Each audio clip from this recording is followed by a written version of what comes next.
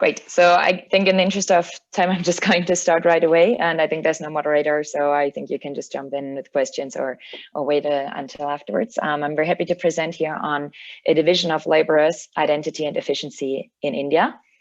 And our project is motivated by the fact that individuals select into occupations for many sets of reasons. So one are the economic reasons, such as the wages that they're earning in the occupation or the productivity that they're having in this particular occupation, but there are also non-economic reasons. So that could be that you have an identity or certain cultural norms that have formed your preferences of which type of occupations you like to do and which ones you don't. So in this paper, we're going to study the aggregate effects of these non-economic reasons. And we're going to focus on the Indian caste system as a unique case study, because in that data, we can observe individuals' affiliation to castes, and also castes were historically linked to traditional occupations. So more specifically in the paper, we're going to construct a novel data set in which we will have individual level data, which has very rich demographic data on people's occupations and their wages, and most importantly, also the subcaste to which they affiliate. And then we're combining that contemporaneous data sets with historical evidence on each subcaste's traditional occupation. With that data, we're then showing some empirical facts of how traditional occupations today still matter for occupational choices and also for the way in which individuals select into occupations based on their productivity. With that, we're also going to develop then a Roy model of occupational choice with general equilibrium effects in wages. And we're estimating that to implement counterfactuals in which we can then remove the different links of castes to their traditional occupations. So let me briefly outline how we're integrating these caste links to traditional occupations in our Roy model. So first of all, we're going to include a direct preference of castes for working in their traditional occupation. In addition, we're also going to allow for network effects at the caste occupation level, because you're finding in the data that workers earn higher wages if they're employed in occupations which has a larger share of their workers belonging to their own caste. And we're also allowing for intergenerational learning. So if you're working in your father's occupation, you can also get a productivity effect from that, which we'll also observe in the data. So we're interested in understanding how these links actually affect the selection of workers based on their idiosyncratic productivities. So we're using first the standard approach in the Roy models that we allow workers to differ in their occupation-specific talent. And so they're going to sort into occupations based on their comparative advantage in an undistorted economy. In addition, we're also going to allow workers to differ in a general ability that can make them more productive in all occupations or less productive in all occupations. And we're choosing these two ingredients to fit our empirical facts, which I'm going to skip in the interest of time, but I can talk about it more in the discussion. We're then using the data set to estimate the model, and in our counterfactuals, we're little by little removing different links between castes to their traditional occupations. So in the first set here of the results, I'm going to hold the networks constant at the caste occupation level, and I'm only removing the preferences of castes for the traditional occupations. And with that settings, we find very, very small effects on the aggregate. So in the first column, you see that if only wages and occupational choices are allowed to adjust to the removal of the preferences, effects on outputs are very small, with a 0.06% increase in aggregate output. If you also allow education choices to adjust here in column 2, effects are only a little bit larger, with an aggregate output increase of 0.3% and a productivity increase of 0.6%. In addition to the small aggregate effects, we also find small effects on the occupational distribution overall. So what we do see is that if we remove the preferences, we have fewer workers selecting into their traditional occupations, but they're replaced by workers that look pretty similar on observable characteristics.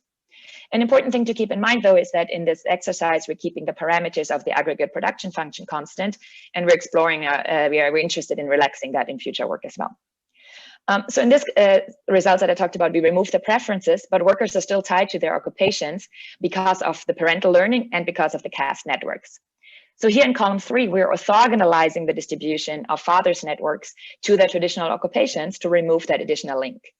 And here we actually see a loss in aggregate output, because now workers are not able to anymore benefit from parental learning and jointly from the strong social networks that both happened in their traditional occupations. So now in the last thing that we're removing is that we're actually endogenizing the caste networks, and we're recomputing the same set of counterfactuals in which we recompute networks based on the occupational choices that workers make. When we do that, we find slightly larger effects. So here in column 2, you see aggregate output increases by 0.8% and productivity by 1.1%. But also in column 3, when we're again orthogonalizing parental occupation distributions and traditional occupations, we see also larger losses. And we see these losses. It's important to point out we see this despite the fact that workers are selecting better into occupations based on their idiosyncratic preferences, like their productivity shocks and their ability. But on the other hand, now networks are weaker. And of course, these networks have an externality, so that potentially there's a multiplicity of equilibria, and the economy, even if it's not distorted, might not go to the most efficient equilibria. However, traditional occupations can, in that sense, serve as a coordination device to organize castes into the same occupation so that they enable these spillovers through strong networks. And we find that these networks and also the parental learning benefits most the lowest skill workers. So they're the ones to suffer most in our counterfactual here in column 3. With the endogenous networks, we also find larger effects on the occupational structure. So some occupations lose up to 33% in their human capital, and others expand up to 9% in human capital.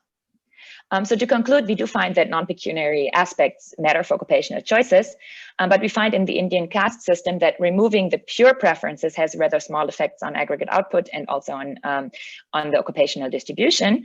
And that is even though our preferences do distort the human capital allocation, but they also enable other effects such as social networks and parental learning, which can also have large effects on the aggregate. And in future work, we're interested in, as I said, exploring more how the caste system could have also affected technological change or the productivity of certain occupations, and how these dynamic effects could have contributed to the experience of structural transformation in India in the last century. And with that, I'll open up for questions for the remaining 7 minutes, seeing the countdown up there.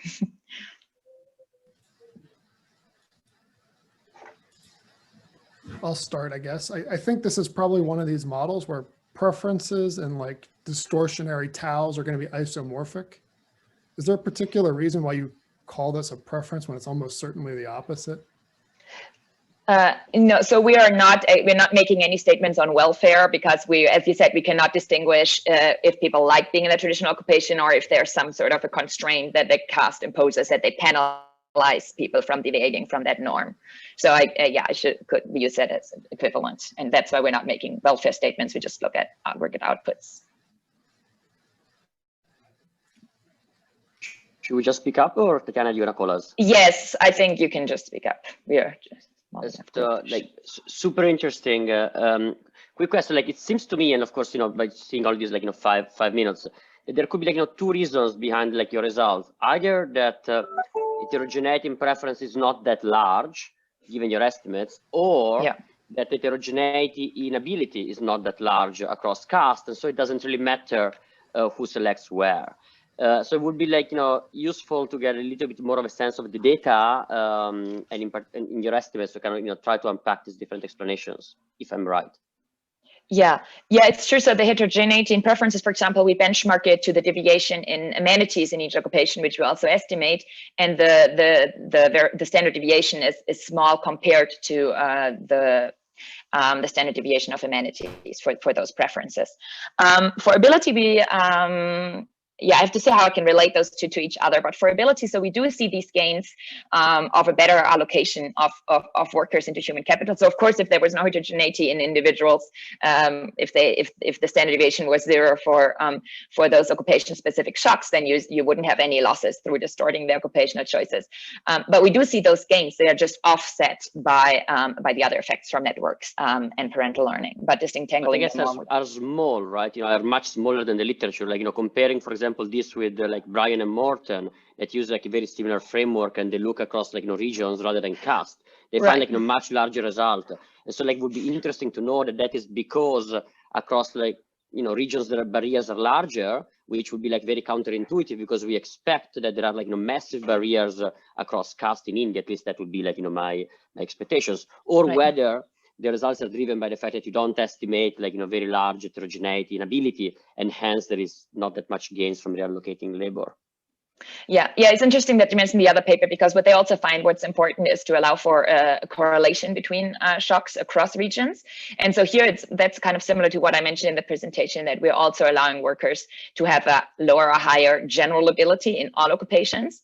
And that also relates to the finding that effects are in some way maybe small, because if certain workers have a low ability in all occupations, then constraining them to be in one occupation where they have low returns to occupation versus another one doesn't make a big difference. So we do find, when we look at our results and the distributions, that the share of traditional workers goes down quite a lot in the traditional occupations, but overall the employment share of those occupations doesn't increase that much, which then implies that they just get replaced by similar workers that also have a low general ability.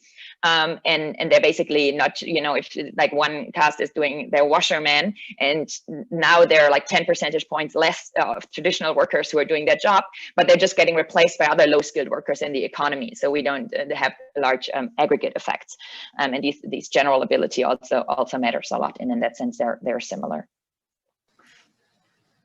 So I guess this is related to Todd's question, but if there's discrimination in this context, or just stereotyping, preventing people from moving into occupations that are not associated with their caste, are you loading all of that onto preferences? And if so, are you saying that there's very little discrimination? No, so we're also allowing for discrimination separately, and we're testing for it in the data, but we can do a hierarchical ranking of the castes based on the data, and we can allow them to be discriminated in certain occupations, especially in others other than their traditional occupations.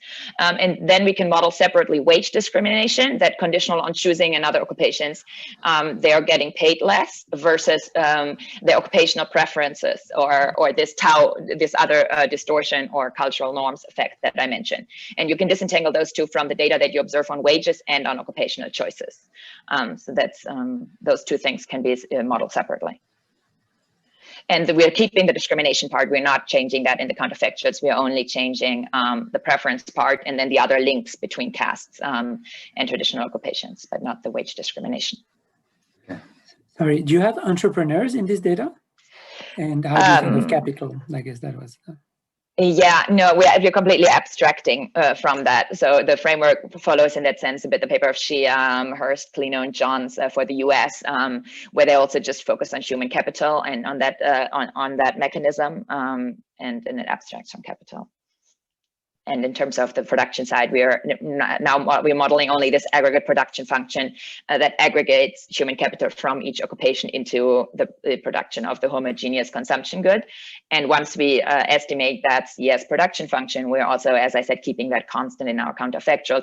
But it would be very, very interesting to see that maybe you see now still a large share of the aggregate output being produced by, or being a large share of the value added being from these washerman castes, even though that today, with all the technological change that we observe, we shouldn't even seeing that anymore as that important in the production function. So that's in an additional paper that we wanted to explore more how these technology changes and the dynamic effects can matter.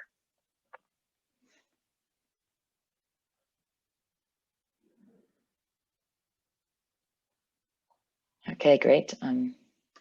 Don't know if there are any more questions. We have only 20 more seconds, but already thank you for all the comments, and for more information, the papers also, there's a link on the program to the paper, because 5 minutes are very short, obviously, to cover details about the model or the estimation or all the other things. Great, thank you so much for the comments, and looking forward to hearing your talks as well in the next days.